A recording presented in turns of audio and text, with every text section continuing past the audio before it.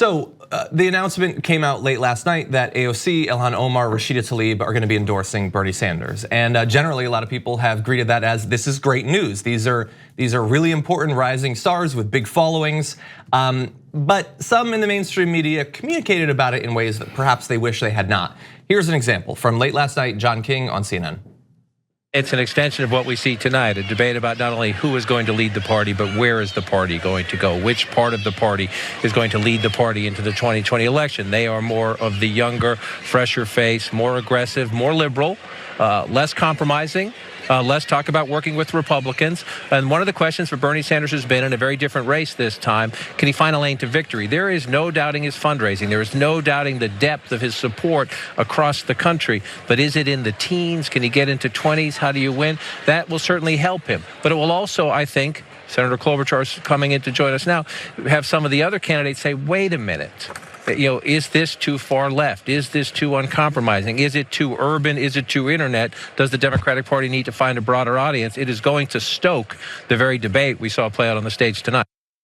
So some people immediately took issue with him saying, is it too urban?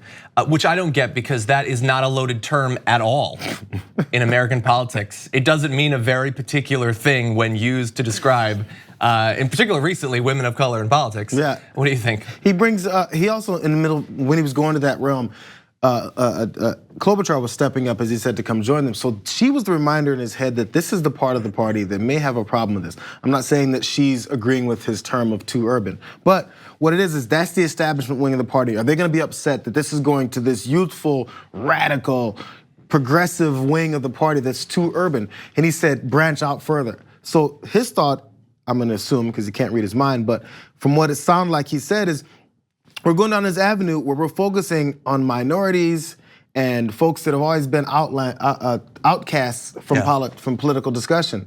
And now that they're paying attention to them, I think the establishment might have a problem with that. Yeah. That's a problem. Yeah. Look, he tweeted in response to criticism saying, please don't take a snippet and twist my words. I said they are leading new voices in the party, but also part of the debate we saw on stage tonight. Some candidates argue parts of the party are too liberal, too urban, was a policy point, nothing to do with color. Look, maybe, I don't doubt that John King didn't think that that was what he was saying, but that is how the term is used, it just is. And by the way, it is a nice little twist from, so first of all, we had the twist earlier in the campaign. 2016, Bernie's ideas are pie in the sky, they're way too radical. 2018, everybody has these ideas. Bernie, stop saying they're just your ideas. 2016, Bernie's support is just white bros. Bernie's support is too urban. Like can he hit the middle road for like a day? Like honestly, does it have to be sweltering heat and then like the depth of winter? Like can you have a little middle ground for a bit there? When you don't like someone's doing, you have to start characterizing the support and voting block that he's got. And maybe all those elements are there, that maybe some aren't the, I guess the most desirable folks that sometimes may be around, or they may say things that may anger some other folks. But you can't paint a broad picture when you've got this many different elements of it. Exactly, and most of what he said there I think was fine. He was complimentary towards Sanders and towards the squad in a number of different ways. Just don't use that term that way, especially to talk about a group of women of color. And honestly, and he was characterizing what, again, the establishment Democrats think.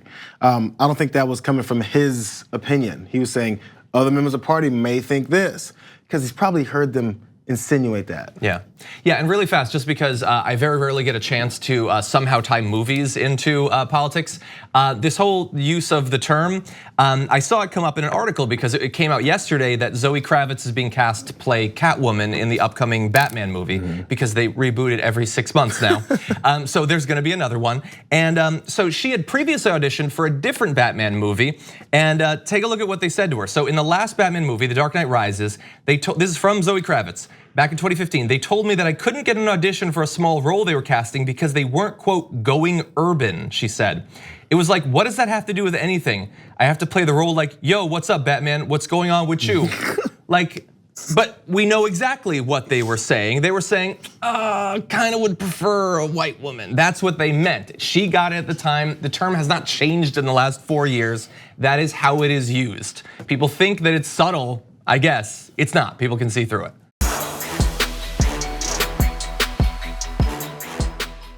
For more political news breakdowns, interviews, stories of activism, and me trying my hardest to care about the occasional big celebrity news story, subscribe to our YouTube channel at youtube.com/thedamagereport. And you can ring the bell wherever it is so you don't miss anything.